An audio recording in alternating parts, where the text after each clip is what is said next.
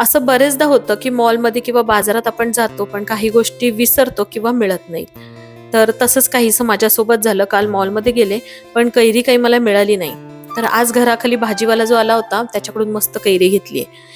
मुलांची फरमाईश होती, तर मुलांसाठी मस्त चटपटीत असा उन्हाळा स्पेशल गुळांबा आपण इथे बनवूया.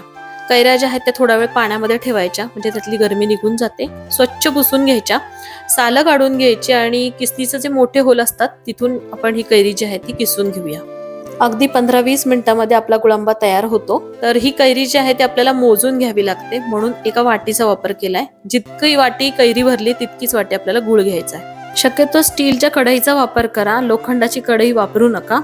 कढईमध्ये थोडं तूप घेतलंय, त्यानंतर काळी मिरी, लवंग, दालचिनी आणि वेलची घातलेली आहे. वेलची थोडी टेचून घेतली आणि कैरी आपण त्या कढईमध्ये काढून घेतोय. 3 ते 4 मिनिटं परतून घेतोय. त्यामध्ये आपण कैरी इतकाच गुळ वापरतोय. तर गुळ कोणताही तुम्ही इथे वापरू शकता. गुळ काही मिनिटातच मेल्ट होतो. त्यानंतर थोडंसं मीठ घालायचंय.